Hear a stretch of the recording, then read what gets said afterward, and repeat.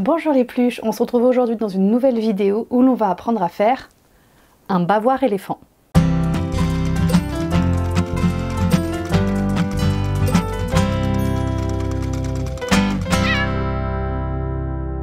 Alors, c'est une commande que m'a passée une amie pour sa petite fille qui, au moment de où la vidéo sortira, aura déjà 2 voire 3 mois. Je vais donc vous apprendre dans cette vidéo comment tracer vous-même le patron pour le reproduire chez vous et comment réaliser ce petit éléphant du coup en bavoir. Donc voilà à quoi il va ressembler. Derrière, c'est entièrement en coton et ici c'est du coton éponge pour faire le côté évidemment éponge pour éponger le bébé et donc le petit visage d'éléphant. Pour le patron, je suis partie d'une base de ce livre-ci et donc c'est le patron du bavoir qui s'appelle le bavoir boutonné qui est, je n'ai pas de numéro de page donc je peux pas vous le dire, mais en tout cas c'est cette forme là, donc j'ai décalqué en fait un patron existant déjà, comme ça j'avais pas à me prendre la tête pour le tracer, j'étais sûre que ça correspondait et en fait je vais vous apprendre comment à partir de cette base là je l'ai transformé pour réaliser un petit éléphant. Pour le matériel, ce que j'ai pris c'est donc ce tissu que vous connaissez déjà, donc une partie coton et du coup une partie éponge aussi. À vous de voir quelle utilité vous en avez, c'est vrai que c'est toujours mieux de mettre de l'éponge parce que ça éponge, mais si vous voulez le faire entièrement en coton pour avoir quelque chose que vous laissez plutôt au quotidien pour essuyer les baves, les enfants qui bavent beaucoup, ce genre de choses, voilà, libre à vous de faire comme vous voulez. Si vous voulez prendre du Minky pour que ça soit plus doux, si vous voulez prendre voilà, différentes choses, c'est vraiment vous qui voyez en fonction des besoins que vous en avez. Pour la fermeture, moi ici j'ai mis du scratch parce que je trouve ça plus pratique, je préfère le scratch et parce que j'en ai une énorme quantité. Vous pouvez aussi mettre des boutons pression. Moi, je n'en utilise pas parce qu'en fait ma pince casse tous mes boutons pression. Je pense qu'il y a quelque chose qui n'est pas adapté. Donc pour l'instant, j'utilise les stocks de scratch que j'ai et puis on verra pour les pressions plus tard. Mais c'est une possibilité aussi si vous le souhaitez. Moi, je me dis que c'est plus agréable en fait comme le scratch est mou. Voilà, c'est juste une question plus agréable. Moi, il se noue sur le côté, donc en plus c'est plus simple que de l'avoir derrière. C'est-à-dire que si l'enfant dort, vous pouvez tout à fait l'enlever aussi. Enfin bon. Voilà, chacun y voit ce qu'il veut. Moi, c'est le modèle que j'ai choisi. Donc voilà, vous allez voir que la réalisation est assez simple. On se retrouve comme d'habitude de l'autre côté pour que je vous explique. Comme vous pouvez le voir, j'ai décalqué donc ma forme basique de bavoir. Et donc le but, c'est qu'on lui rajoute une trompe pour faire l'éléphant et qu'on dessine aussi une petite oreille qu'on fera donc en symétrie de l'autre côté, qu'on va rajouter pour faire les oreilles. Là, je dois dessiner donc une espèce de trompe, une trompe en fait, c'est un éléphant. Alors, je vais plier mon tissu, hop.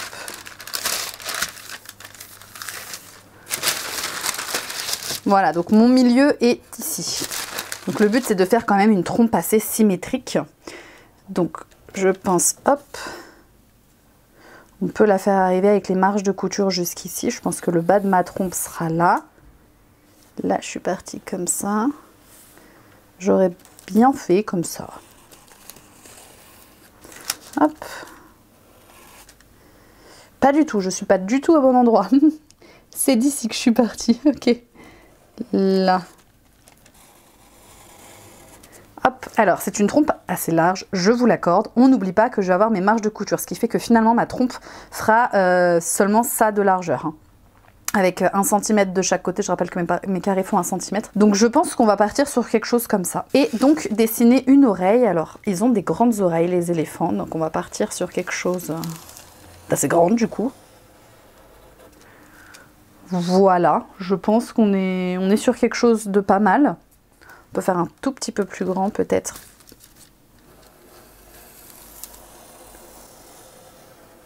Voilà, parce que comme je le rappelle, on compte les marges de couture aussi, hein, donc il faut qu'on se dise que notre dessin est forcément plus grand que ce que va être la réalité. Donc je vais pouvoir couper mon bavoir. Alors, je découpe l'oreille à part, c'est-à-dire que là je vais découper ici parce que l'oreille va être insérée après, donc on va pas la prendre directement dans ce dessin-là.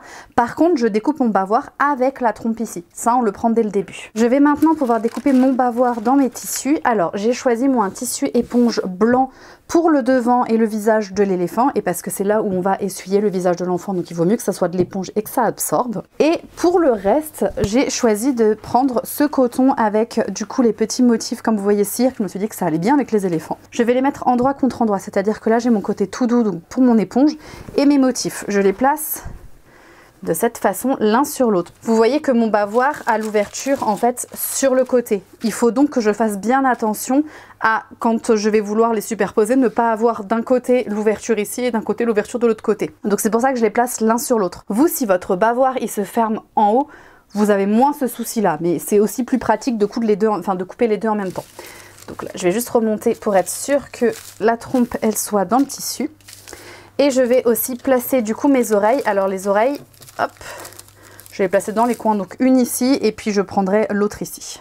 Je profite d'avoir mon côté coton et mon côté éponge sur l'endroit contre endroit pour pouvoir poser comme il se doit mes deux scratchs. Alors en fait ça va se refermer ici.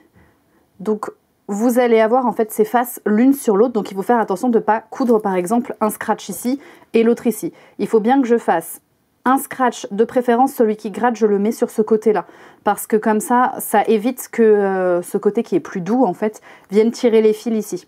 Donc je place celui-là ici et du coup je vais placer l'autre en haut.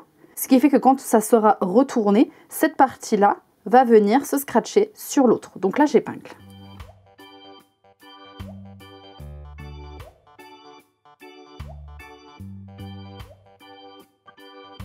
Voilà, donc là je peux décoller parce que on va faire un visage d'éléphant. On a déjà la trompe, donc on va faire les yeux. Ce que j'ai fait moi, c'est que j'ai découpé deux ronds. En fait, vous voyez que dans mon tissu, il y avait ce genre de motif avec des petits ronds. Et du coup, j'ai décidé de les utiliser. Je trouvais ça rigolo pour en faire les yeux. Hop, donc je vais les placer en fait au niveau du visage. Donc là, sachant qu'on a la trompe, là ça fait un petit peu bas, mais les placer ici par exemple. Hop. Et en fait, ce qu'on fera, c'est qu'on va totalement coudre autour à la machine avec un point très serré. Si vous voulez, j'aurais pu le faire en flex, mais j'avais peur que sur cette matière-là, ça ne tienne pas bien. Et de toute façon, rien ne vaut une petite couture pour être sûr que ça tienne au mieux. Voilà, donc ça, je peux mettre de côté. Ici, j'ai rien besoin de changer. J'ai déjà mon scratch qui est là, il n'y a rien de plus à faire. Hop. Ça va être en fait au niveau ici de mes oreilles d'éléphant, je vais les épingler endroit contre endroit, en fait en laissant cette partie-là ouverte parce qu'elle va être insérée et qu'il faut qu'on puisse retourner notre ouvrage. Donc,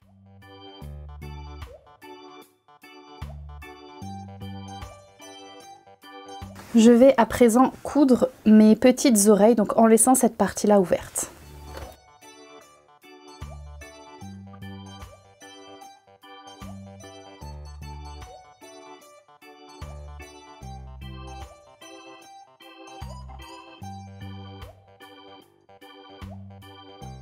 À présent, je couds mon scratch sur ma partie coton.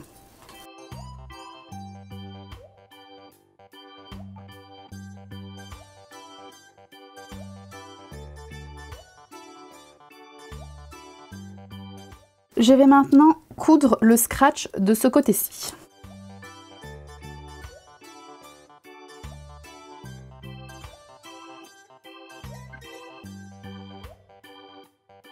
À présent, je vais devoir coudre mes yeux d'éléphant et donc pour cela je vais prendre un point zigzag. Alors le point zigzag, c'est le point que j'ai ici en numéro 4.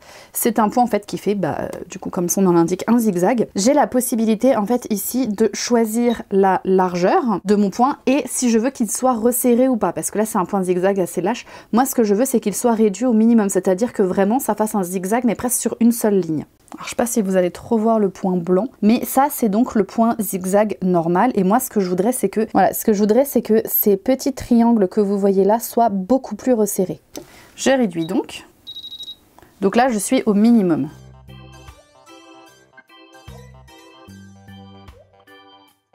Vous pouvez voir la différence, c'est que ça me fait quelque chose de beaucoup plus resserré comparé à celui d'à côté. Alors là bon, j'ai fait un trait droit, j'ai pas bien tenu le tissu, mais vous pouvez voir que c'est quelque chose de ce goût là qu'on voudrait. Je pourrais le faire un peu plus grand en largeur, je pense que c'est ce que je vais faire, pour vraiment que ça prenne bien tout le contour et que ça ne s'effiloche pas. Je peux donc maintenant m'attaquer à mes yeux d'éléphant.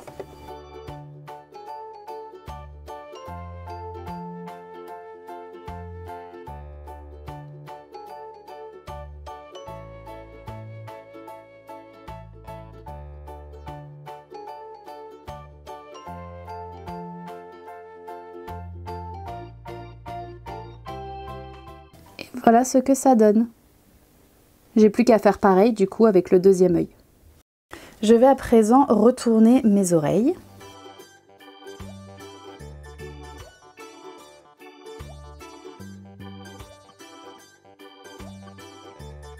J'insiste bien du coup au niveau des arrondis.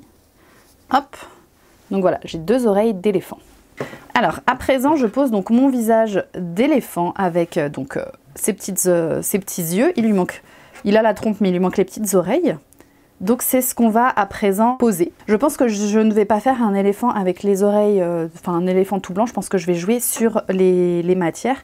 Et donc je vais utiliser plutôt dans ce sens-là. Faire un côté motif et puis que quand on retournera, on aura l'inverse. Je vais donc les placer endroit contre endroit. Donc vous pouvez voir que là du coup, si je veux que ces oreilles soient comme ça, l'endroit c'est dans ce sens-là.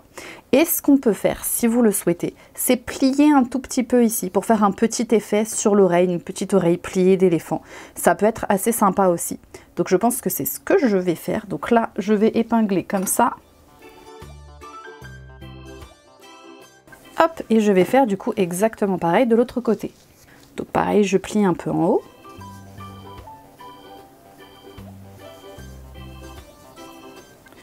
Et je regarde pour être à peu près à la même hauteur. Ça serait quand même le but qu'il ait les oreilles, même si, comme chez les humains, tout n'est pas symétrique.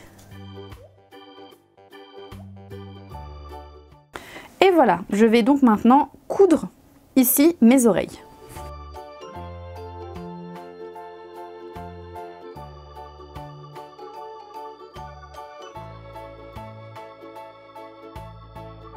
Alors maintenant que j'ai mes petites oreilles comme ça d'éléphant, on commence quand même à voir le visage de l'éléphant.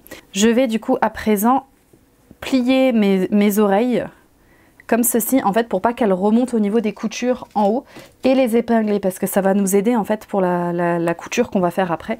On est sûr de ne pas coincer les petites oreilles de l'éléphant et de lui faire mal. Voilà. Je vais à présent placer du coup endroit contre endroit mon tissu et je vais épingler tout autour, à savoir que je vais laisser une ouverture. On va la laisser sur le côté ici, l'ouverture, pour pouvoir retourner notre bavoir après.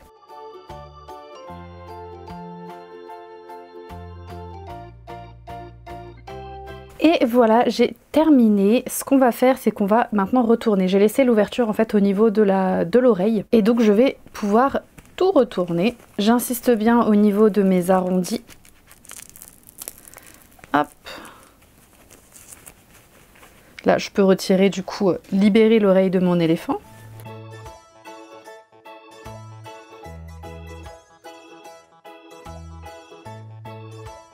Et voilà déjà un aperçu de mon petit bavoir éléphant. Alors, vous voyez qu'ici ça gondole. Si ça fait pareil chez vous, pas de panique.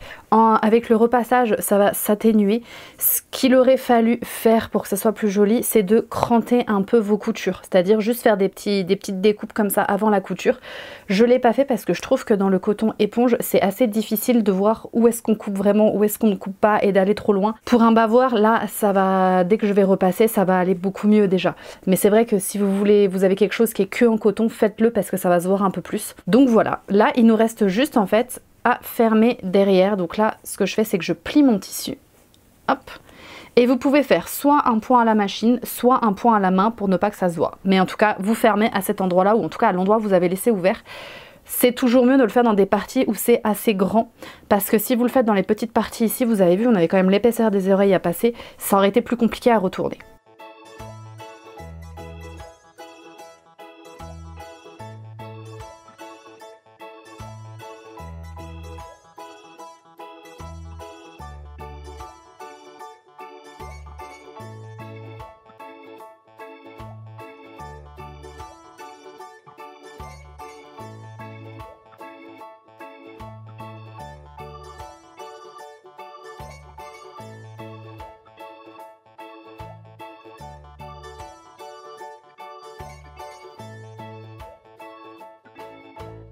Je vous remercie d'avoir regardé cette vidéo, j'espère qu'elle vous aura plu, que ça vous aura donné comme d'habitude des idées. N'hésitez surtout pas à me les envoyer sur mon Instagram, j'aime toujours recevoir vos créations. Si vous avez aimé aussi, n'hésitez pas à vous abonner à la chaîne pour voir d'autres petits tutos de ce genre. Et puis moi je vous dis, n'oubliez pas que tout ce qui est fait avec amour est toujours mieux fait et on se voit la semaine prochaine.